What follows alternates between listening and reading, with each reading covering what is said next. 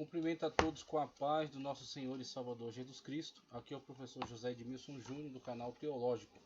Estamos dando sequência à gravação de aulas para o Núcleo de Teologia da FAESP, ok? Núcleo de Teologia da FAESP, setor 34, Pinheiros. Estamos trabalhando com a matéria de Panorama do Antigo Testamento, Pentateuco e Históricos. Curso básico de Teologia FAESP. Nós temos aí o material da FAESP para os núcleos, né, o curso ministerial. Desde já agradeço pela sua presença, peço para que você curta o vídeo, compartilhe e inscreva-se no canal Teológico, certo? Já estamos, pela graça de Deus, em 3.650 alunos. E com a sua participação vamos adiante, chegando aí aos 5.000, quiçá ao 1 milhão. Então estamos aí caminhando, propagando o ensino acerca das Sagradas Escrituras, compartilhando, né, a Palavra de Deus, e com certeza contamos aí com a vossa participação para que nós possamos estar crescendo cada vez mais. Mas acima de tudo isso, que o nosso Senhor e Salvador Jesus Cristo seja glorificado e que a sua palavra seja propagada, ok? Então vamos trabalhar aí com o material da FAESP. Já caminhamos aí por todo o Pentateuco, né? Abordamos aí a Torá, ok? Os 5 livros de Moisés. Já adentramos aos históricos, caminhando aí por Josué, livro dos Juízes, livro de Ruth, bem como o primeiro e o segundo livros de Samuel. Agora vamos adentrar aos livros dos reis, primeiro e segundo livros dos reis, ok? Então estaremos abordando agora, a partir de agora, esse conteúdo.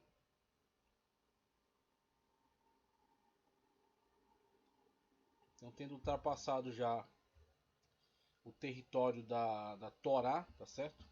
O conjunto de livros que compõem a Torá, já estamos em Nevi'im, quase concluindo o subgrupo dos profetas anteriores, né? Nevi'im, que é subdividido em profetas anteriores e posteriores. Isso para a Bíblia hebraica, Taná, ok? Trazendo aí para a nossa Bíblia, que tem a organização tem origem na Septuaginta. Nós estamos então nos históricos, percorrendo ainda um pouco mais. Iremos adentrar primeiro e segundo livro das Crônicas, ou de Crônicas, bem como o livro de Esdras, Neemias e também o livro de Esther, certo? Então estaremos também caminhando, né, adentrando a esses livros, ao estudo acerca desses importantes textos veterotestamentários. Então peço para que você abra sua apostila na página 119. Abra sua apostila na página 119, certo? Para junto comigo irmos caminhando aqui ao longo das leituras e dos esclarecimentos, e também com a contribuição das imagens que estão em tela, que vão elucidar um pouco mais acerca dos assuntos que estamos tratando.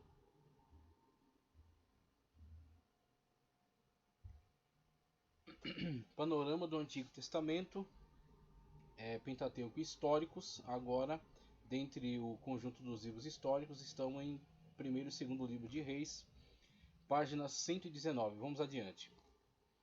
Nesse capítulo estudaremos os 2 livros de Reis. No Antigo Testamento hebraico, primeiro e segundo Reis eram um só livro. Aquilo que já havíamos esclarecido com relação a outros livros também. Isso acontece com o primeiro e segundo livro de Samuel, que são um livro só. O primeiro e segundo livro dos Reis, também primeiro e segundo livro de Crônicas, também é um livro só. E os profetas maiores são subdivididos, mas os profetas menores também são agrupados em um livro só. Então são 12 livros que são agrupados, contado como um livro só, os profetas menores. Sua divisão pode ter ocorrido pelo trabalho dos tradutores da Septuaginta, como a gente já havia falado. Então a Septuaginta, além dela oferecer ao mundo uma tradução dos textos hebraicos para o grego koiné, tornando então muito mais popularizado, e principalmente devido às colônias importantes de judeus da diáspora, tá certo? Então você tem principalmente a colônia de Alexandria, no Egito, de Elefantina, eram importantes colônias de judeus, famílias abastadas, que poderiam então propor, né, esse tipo de trabalho, trazer especialistas, remunerá-los, desenvolver todo esse trabalho, material caríssimo, a tradução só para você poder, desenvolver um trabalho dessa envergadura, né?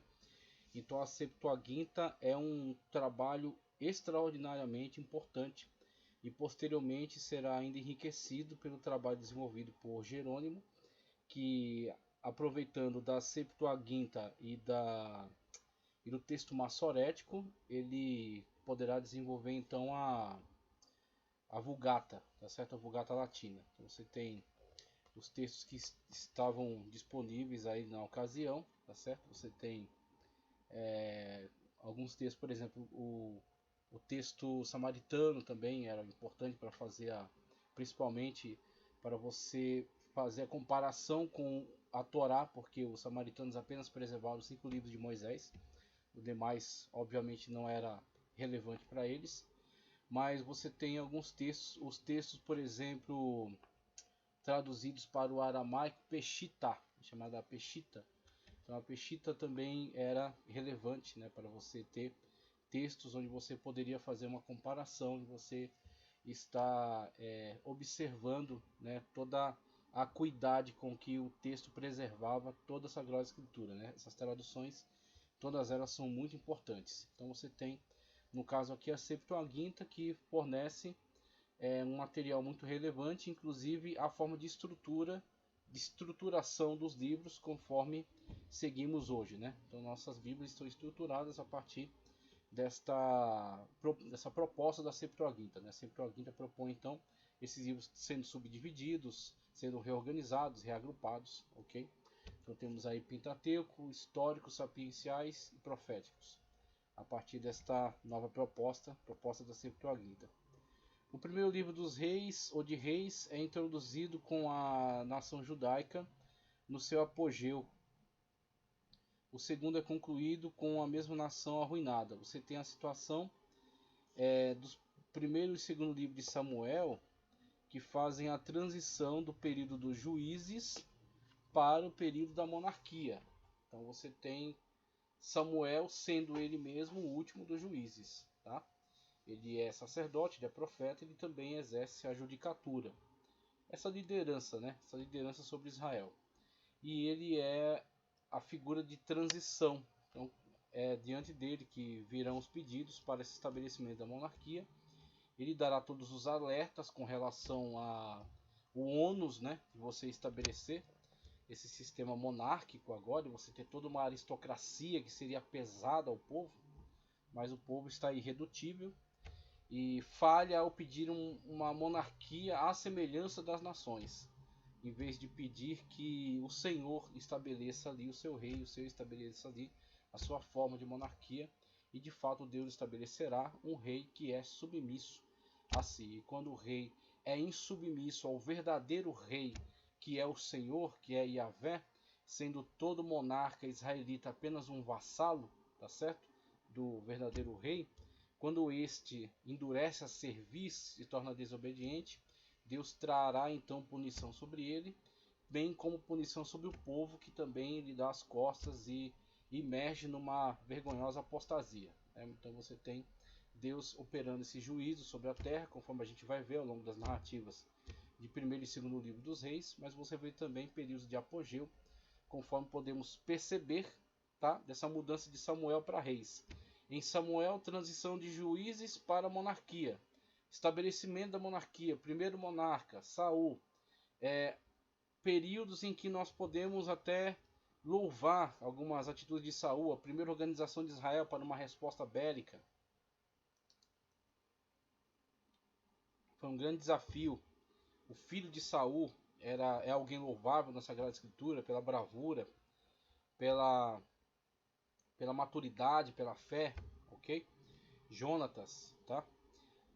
Mas depois Saul, infelizmente, ele se deixa levar pela sua vaidade, pela sua inveja. Então ele manifesta uma inveja mortal em relação a Davi, e isso de fato vai levá-lo a um caminho de destruição, chegando até a consultar a necromante e posteriormente vindo a se suicidar no campo de batalha, né? Então você tem essas situações terríveis, essas situações que acarretaram na destruição da primeira monarquia, a monarquia estabelecida com Saul. Então Saul não estabelece uma dinastia. Ele chega ao poder, torna-se o primeiro rei de Israel, consegue até unificar Israel de certo modo, né? Então você tem aqui esse mapa em tela que mostra, né, a extensão dos reinos. Veja que Saul é esse aqui mais vermelho, né, esses limites aqui mais vermelhos, onde você tem uma extensão pequena, né? Então Saul de fato está ainda organizando, né, este sistema monárquico, ainda não tem tanta influência. Então você tem as grandes dificuldades que Saul teve que vencer, aquilo que é louvável na parte dele, né, a coragem que desenvolveu, mas também depois os vergonhosos defeitos, né, que cultivou, vindo mesmo a se autodestruir, né, e não deixou uma dinastia. Termina com ele o seu período monárquico, passando agora para outro rei, Davi, que foi ungido ainda enquanto ele ainda ocupava o trono de Israel. Foi ungido por Deus, porque Deus havia o rejeitado, né, devido à sua audácia, né? Ele profana um cerimonial, ele oferece sacrifícios que não lhe é permitido, ele, devido à situação do momento, né, a pressão do momento, ele cede àquela pressão, vai, oferece sacrifício, desagrada a Deus.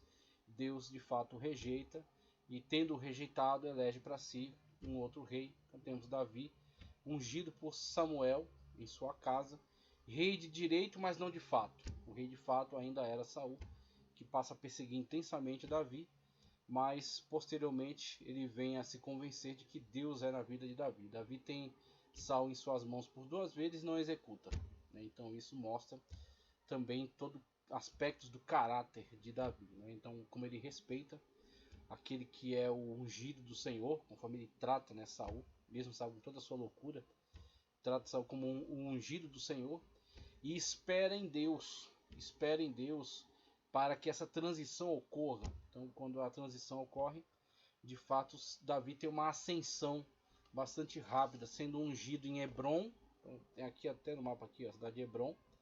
Então ele é ungido em Hebron como líder de Judá, essa porção sul aqui, tá? Ele é ungido em Hebron, tá? Para ser líder dessa porção sul. Mas estabelece uma pequena escaramuça aí com Esbocete, que é o descendente aí de Saul, tentando, né, se manter no poder. Jonatas morre junto com Saul numa batalha. Esbocete tenta assumir, né, essa liderança em relação às tribos do norte. Estabelece-se alguns conflitos. Ele não consegue ir adiante, fracassa, e os representantes das tribos do norte reconhecem Davi como seu monarca. Então você tem a unificação. Já naquela época, já cedo, você teve uma breve divisão, mas uma rápida unificação de Israel. Unificação essa que se estenderá durante todo o período monárquico de Davi e de seu descendente Salomão, vindo a ser novamente quebrada na época de seu neto Roboão. Tá? Então você tem toda essa sequência histórica que está sendo abordada aqui no primeiro e segundo livro de Reis, ok? Então você tem a transição, né, de juízes para a monarquia com Samuel, período de Saul, continuidade já com a chegada de Davi, né, a unção de Davi, e agora com o primeiro e segundo livro dos Reis, essa monarquia davídica, salomônica, depois vem Roboão com a divisão dos reinos. Primeiro e segundo Samuel, primeiro e segundo Reis, perdão, e sua importância, né? Deixa eu até colocar esse texto aqui, eu achei interessante. Este livro começa iniciando o reinado do filho de Davi. Esse texto foi pesquisado aqui, ó. Deixa eu até colocar, que é interessante, né? A gente tem que citar as fontes. Deixa eu ver aqui. A fonte onde eu pesquisei foi essa aqui, ó. Essa aqui é a fonte. Deixa eu copiar daqui e levar para lá. Pronto. Aqui, ó. Aqui está a fonte, tá? Então essa é a fonte onde foi pesquisado esse pequeno texto. Eu achei muito interessante. Resume bem o que há em primeiro rei e segundo reis. Este livro começa iniciando o reinado do filho de Davi, Salomão. Deus concede a ele toda a sabedoria necessária para guiar seu povo. Em seguida, constrói o templo do Senhor. Após sua morte, é narrada a divisão do reino em dois. Ok? Então, um funcionário seu, inclusive, funcionário responsável aí pela arrecadação de dinheiro das tribos do norte, ele será alçado a poder à frente dessas tribos. E seu filho, neto de Davi, né, Roboão, fica apenas com Judá e Benjamim. Benjamim acaba sendo integrado a Judá, então fica com Judá ao sul. Então, após sua morte, é narrada a divisão do reino em dois, norte e sul. Juntamente com isso, a sucessão de reis que seguiu em cada região. Paralelo a isso, inicia-se o ministério do profeta Elias. Apenas acrescentando essas informações, que está correto, mas para o reino que está ao sul, para Judá, você tem uma linha dinástica apenas contínua, tá? Então você tem uma linha dinástica contínua, com uma ameaça de ser interrompida na época de Atalia, que era parente de Jezabel e Acabe. Então você tem Atalia, se não me engano, filha mesmo de Jezabel e Acabe, casa-se com o rei de Judá, porque havia uma aproximação desde de Josafá, começou uma aproximação, né, entre os reis de Judá e de Israel. Essa aproximação vai render esse casamento posteriormente, né? Então Atalia casa-se com o rei de Judá. Quando este falece, ela tenta fazer uma chacina, tenta eliminar todos os descendentes de Davi, da casa de Davi. Ela tenta fazer expurgar totalmente, né? Eliminar todos os descendentes da casa de Davi. Um é escondido pelo sumo sacerdote no templo, que era ainda um bebê. Ele é escondido, ele é cuidado pelo sumo sacerdote, sua esposa, dentro do templo. E fica ali escondido, Joás, se eu não me engano. E posteriormente, então, quando todos já estão prontos para aquilo, estão todos combinados, é proclamado, eles proclamam ele como rei e destronam a Atalia, tá certo? E ela será então morta, mas ela esteve muito perto de interromper a continuidade da linha dinástica davídica na tribo de Judá.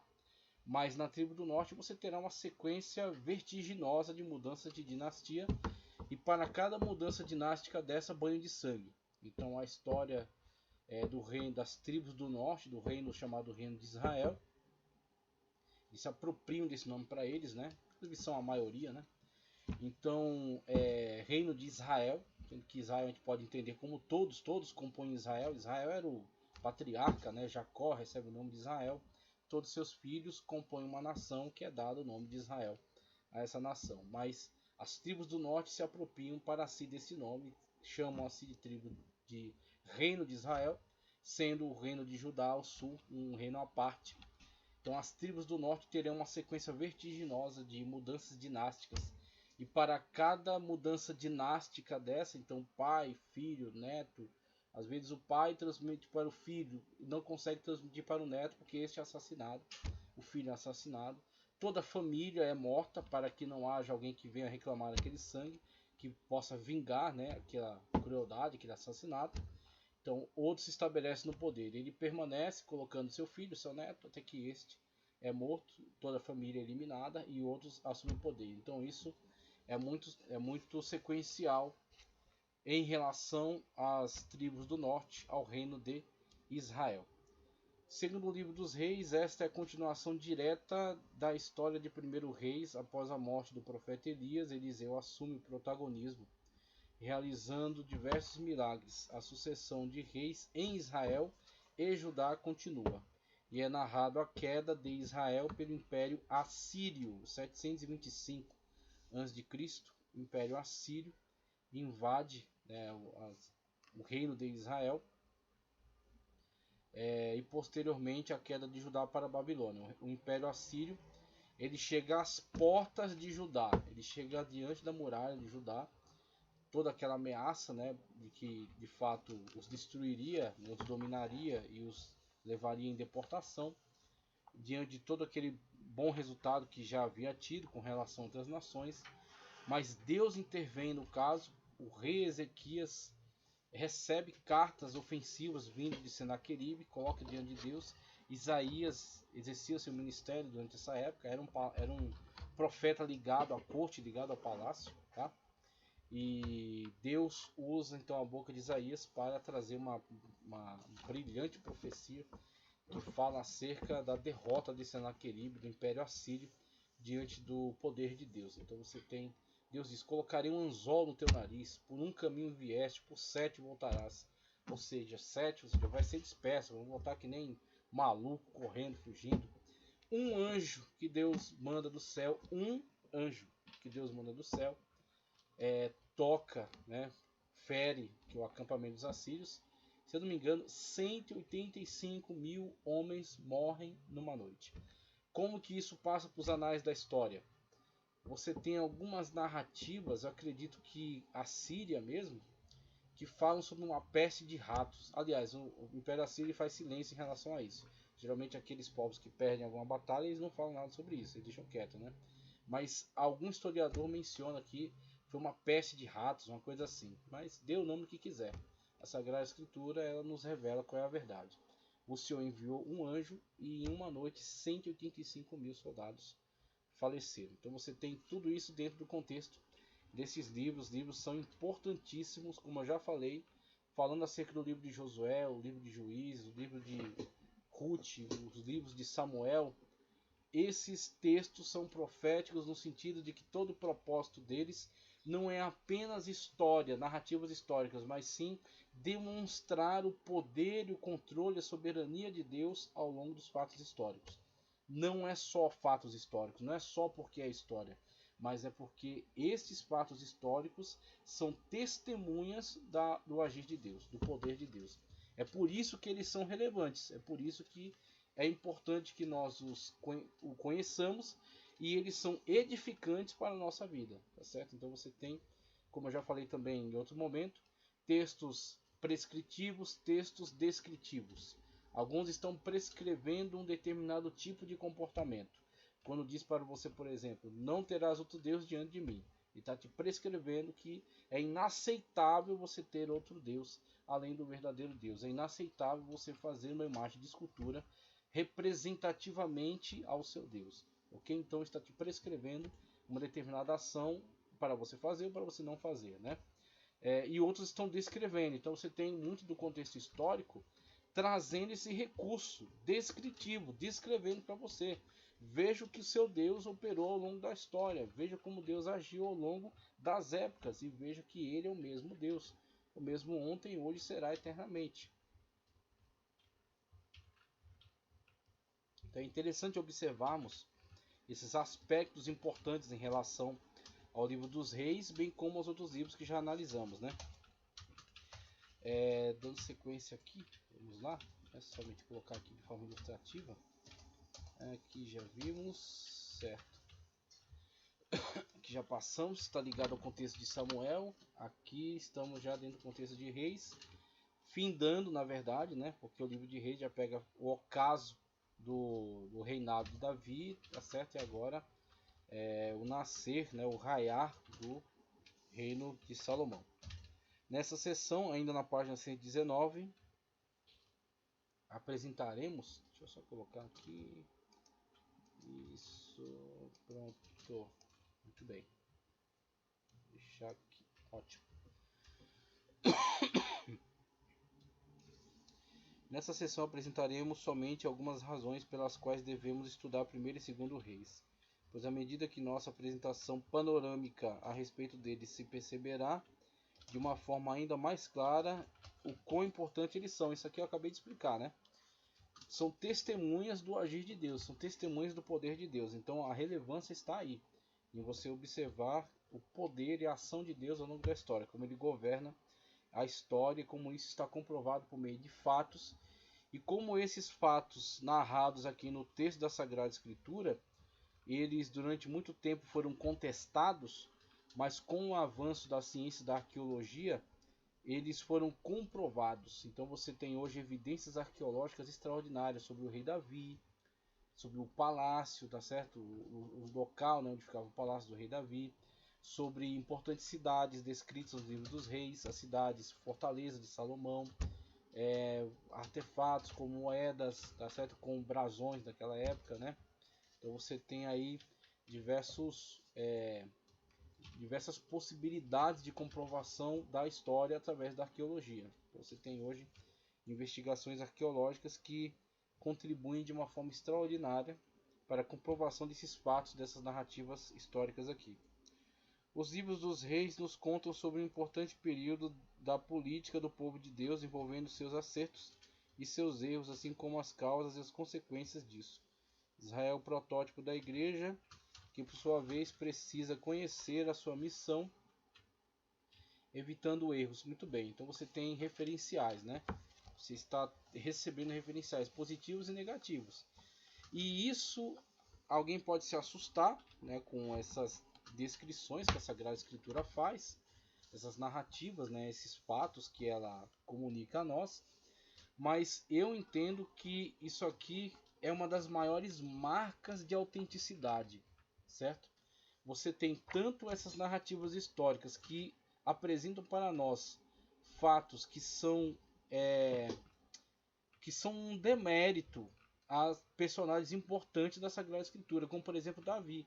Quando você tem nos textos descrevendo para você o adultério e o planejamento do assassinato de Urias por Davi e as pesadas consequências que daí advieram, a confrontação do profeta Natã e a profecia de Deus em relação a deixar muito claro que a espada não se afastaria mais da sua casa, e os conflitos que vieram no decorrer da história, quando há um incesto dentro da sua família. Amon estupra, né, a Tamar, a sua meia-irmã.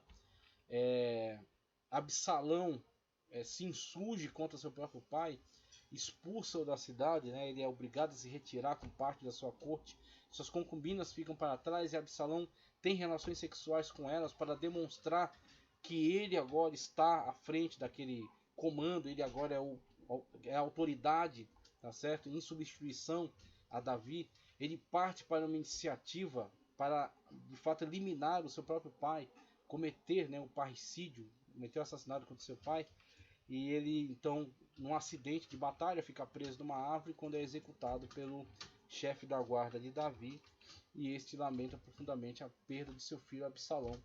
Então você tem todos esses fatos que são narrados na Sagrada Escritura, e que se fosse qualquer liderança, qualquer político, qualquer rei, qualquer ditador, qualquer governante, qualquer pessoa importante e relevante, daria um jeito de tudo isso ser acobertado. Se este livro fosse um livro de homens, fosse uma coleção de história humana, qualquer um desses líderes fariam de tudo para esses fatos serem acobertados. Só que qual é o problema em relação à Sagrada Escritura? Ela tem mais de 40 escritores, mas ela tem um só autor. E o autor é o Espírito Santo de Deus que conduz todo esse processo. Então, Davi gostando ou não, Saul gostando ou não, Salomão gostando ou não, foi descrito em relação a todo o seu pecado de idolatria. Ele fez passar até filhos dele pelo fogo.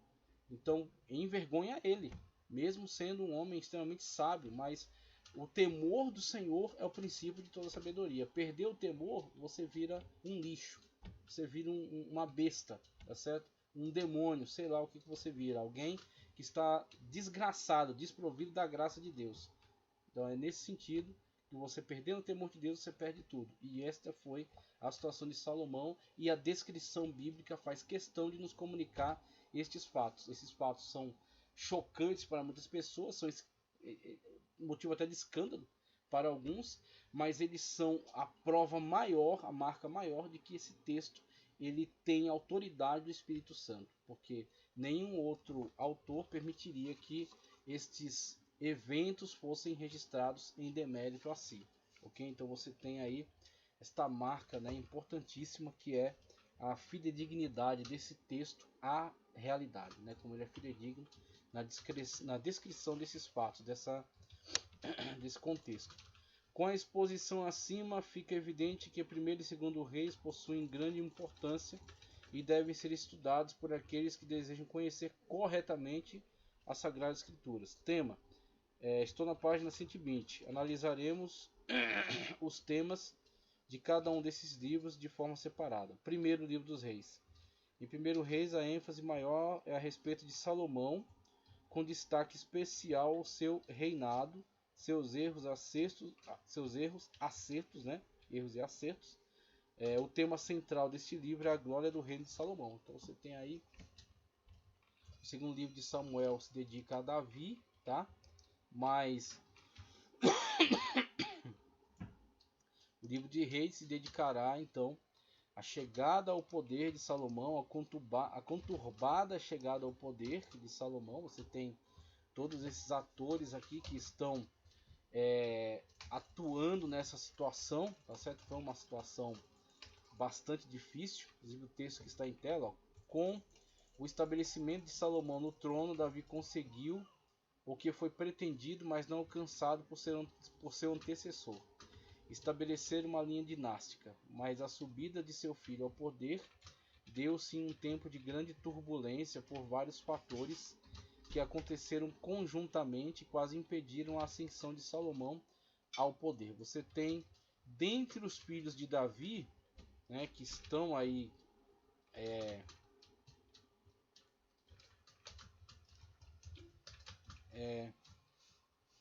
na situação de chegar ao trono, né, de se assentar ao trono, você tinha Absalão, que seria certamente preferido, mas ele morre naquele confronto com seu próprio pai, né, ele é morto por Joabe.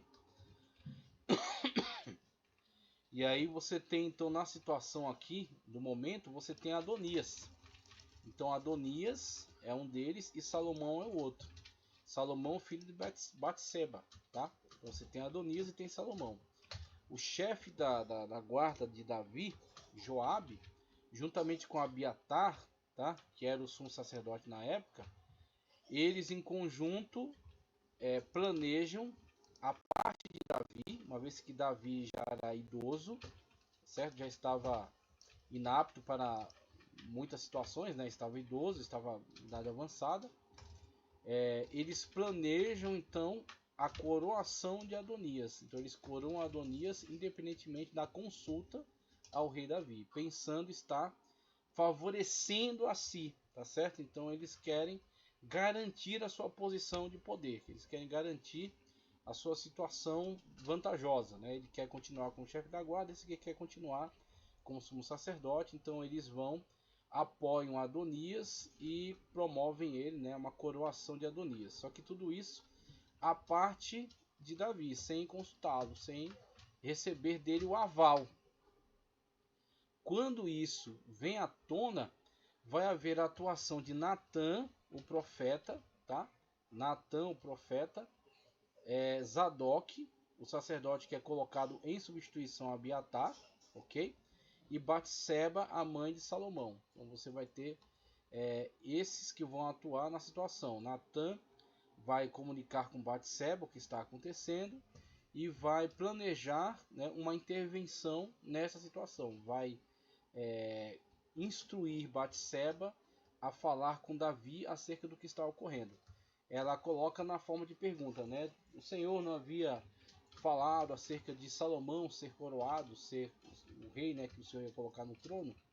E por que Adonias está subindo ao poder então? Então Davi é pego de surpresa. Como assim Adonias está se autoproclamando rei, passando por cima do rei que está no trono ainda, que não morreu, mesmo estando já debilitado, mas ainda não está morto? Então ele, Batseba, né, começa a movimentar toda essa situação. Natã, ele apoia aquela fala de Batseba, então dá, né, aquele aval que está acontecendo e incentiva para que Davi se movimente. Então Davi vai conclamar quem? Benaia e Zadok. Você tem aqui outro chefe do exército em substituição a Joabe. Você tem um chefe dos sacerdotes em substituição a Abiatar. Vai movimentar todos estes para apoiar Salomão. Então Salomão vai ser proclamado rei com o aval do rei que está no trono, tá? e com o apoio de Natã, o profeta, que era braço direito de Davi. Benaia será agora o chefe da guarda e Zadok será agora o sumo sacerdote. Você tem então a ascensão de Salomão ao poder. Salomão chega ao poder já nesse contexto. Ele vai ter que exercer vigilância sobre Joabe. Abiatar vai retornar para a sua cidade. Não será morto, mas ficará lá como meio de punição. E esse camarada aqui, que também apoiou a ascensão de Adonias e que era alguém relevante no contexto, um cidadão relevante, ficará também sob vigilância. Ok? E ele posteriormente acabará sendo morto por um deslize seu. Então você tem todo esse contexto conturbado aqui para a chegada de Salomão ao poder. Salomão chega ao poder recebendo orientações de seu pai com relação a algumas primeiras atitudes que precisará tomar em relação a esses cidadãos aqui, que são um risco dentro da sua administração, dentro da sua gestão.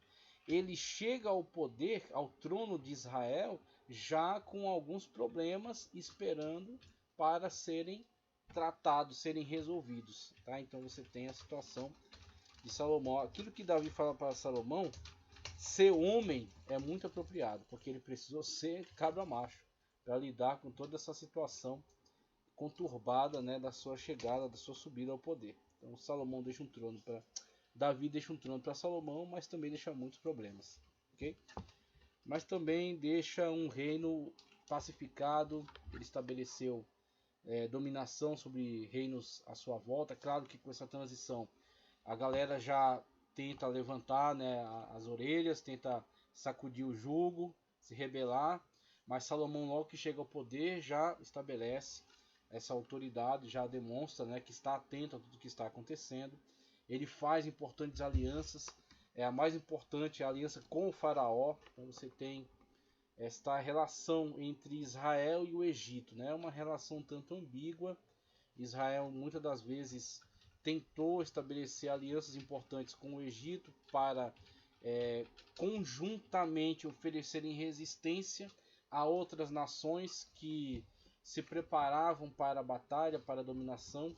Era interessante para o Egito que Israel fosse forte. Israel nunca ofereceu qualquer tipo de ameaça de invasão ou dominação ao Egito. E Israel era muito relevante. E aí, deixa eu pegar aqui o mapa, só para a gente não falar aqui só de boca, né? Você tem aqui, ó, Israel, ok? Você tem aqui o Sinai, né? A península do Sinai. E aqui você tem o Egito, ó, delta do Nilo, né? Você tem aqui Baixo Egito, baixo porque está a área perto aqui do litoral, tá? É uma região baixa. Ao sul você tem Alto Egito. Algumas vezes se separavam, outras vezes se uniam, tá? Então você tem aqui o Império Egípcio. E mais para cá, aqui o rio Eufrates, ó, Eufrates, e você vai ter o rio Tigres aqui. Entre os dois você tem a Mesopotâmia. Aqui na Mesopotâmia, na parte norte dela você tem a Assíria. Aqui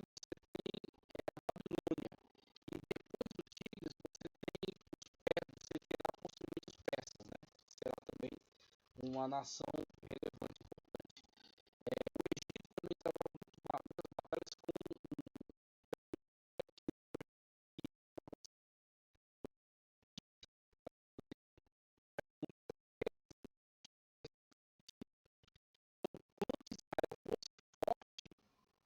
Era relevante, era importante para o Egito. Por quê? Para a Síria ou a Babilônia marcharem e entrarem no Egito, dominarem o Egito, tem que passar por onde? Palestina. Na Palestina, ou Canaã, que Palestina é um nome posterior, que foi dado, né, pelo Império Romano, né, posteriormente. Canaã, você tem que passar pelo território cananeu, você tem que passar pelo reino de Israel. Então, a primeira resistência seria oferecida por quem? Pelo reino de Israel. Então, é um estado escudo para o Egito. Por isso que o Egito tinha grande interesse em estabelecer alianças. Estabeleceu aliança com Salomão. Estabeleceu aliança importante com Salomão. Concedeu-lhe uma cidade. Concedeu-lhe a mão de uma das suas filhas. Então, você tem Salomão com essa importante aliança com o Egito. E o Egito fortalecendo, mas era uma aliança que não envolvia tanta fidelidade. Tanto que quando Jeroboão começa